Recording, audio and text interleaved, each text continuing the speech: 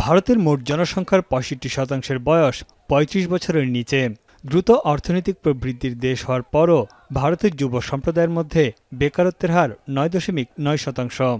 এমন অবস্থায় দেশটির অন্যতম প্রতিযোগিতামূলক মেডিকেল কলেজে ভর্তি পরীক্ষার প্রশ্ন ফাঁসের ঘটনা নাড়া দিয়েছে গোটা ভারতকে।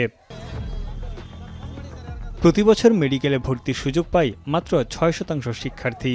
গেল মে মাসে ২০ লাখেরও বেশি শিক্ষার্থী মেডিকেল ভর্তি পরীক্ষায় অংশ নেয়।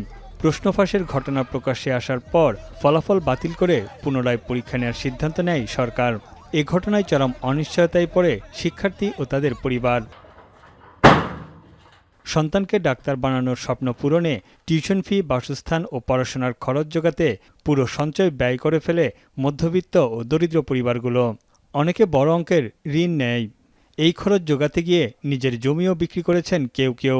পুনরায় পরীক্ষা নেওয়ার সিদ্ধান্ত মেনে নিতে না পেরে বহু শিক্ষার্থী বেছে নেয় আত্মহননের পথ। এর পেছনে সরকারের ব্যর্থতাকে দায়ী করেন অভিভাবকেরা। लीक होने के कारण और वो बच्चा भावुक हो के और वो सुसाइड कर लेता है। अगर ये पेपर लीक नहीं होता तो आज वो मेरा बच्चा भी आपके बीच में होता।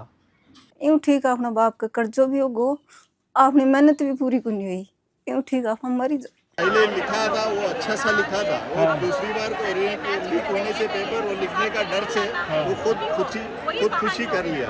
Actually, I will not say he ended his life.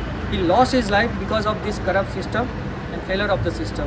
প্রধান বিরোধী দল কংগ্রেসের নেতা রাহুল গান্ধীর দাবি, গেল এক দশকে ১৫০'র বেশি প্রশ্ন ফাঁসের ঘটনা ঘটেছে, যেগুলোর কোনো শাস্তি হয়নি। জেনজি আন্দোলনের নেতৃত্বদানকারী ককরোচ জনতা পার্টি জানিয়েছে, এবার প্রশ্ন ফাঁসের ঘটনায় ২১ জন শিক্ষার্থী আত্মহত্যা করেছে।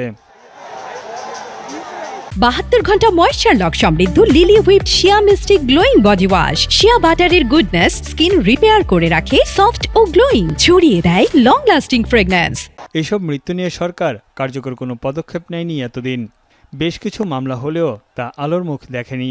ভারতের কেন্দ্রীয় তদন্ত সংস্থা সিবিআই জানায়, বেসরকারি কোচিং সেন্টারের শিক্ষক ও দালালরা প্রশ্নপত্র ফাঁসের বিনিময়ে শিক্ষার্থীদের কাছ থেকে মোটা অঙ্কের অর্থ নিয়েছে। এ ঘটনায় আটক করা হয় বেশ কয়েকজন শিক্ষকসহ ১৩ জন সন্দেহভাজনকে। এই ঘটনার জেরে আন্দোলনের নামে ভারতের তরুণ সম্প্রদায় দিল্লির যন্তর মন্তরে জড়ো হয়ে শিক্ষামন্ত্রীর পদত্যাগ ও ভুক্তভোগী পরিবারের ক্ষতিপূরণের দাবিতে বিক্ষোভে ফেটে পড়ে জেনজিরা। আন্দোলন ছড়িয়ে পড়ে অন্যান্য রাজ্যেও। একটি পরীক্ষার কেলেঙ্কারি ভারতে এভাবেই শিক্ষার্থীদের বিদ্রোহের জন্ম দেয়। দীর্ঘ ৩৬ দিনের টানা আন্দোলনের মুখে নতি স্বীকার করে মোদী সরকার। পদত্যাগে বাধ্য হন শিক্ষামন্ত্রী ধর্মেন্দ্র প্রধান। বিশ্লেষকদের মতে, শিক্ষাখাতের সংস্কার ও প্রশ্নফাঁসের বিষয়ে সরকারকে জবাবদিহিতার মুখে দাঁড় করিয়েছে জেনজিরা।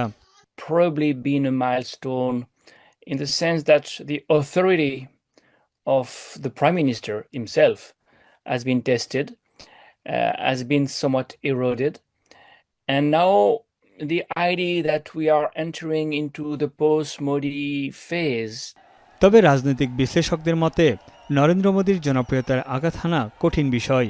দীর্ঘ এক যুগের শাসনামলে নতুন নাগরিকত্ব আইন ও কৃষি সংস্কার সহ বেশ কিছু বড় আন্দোলন ভালোভাবেই সামাল দিয়েছে মোদী সরকার।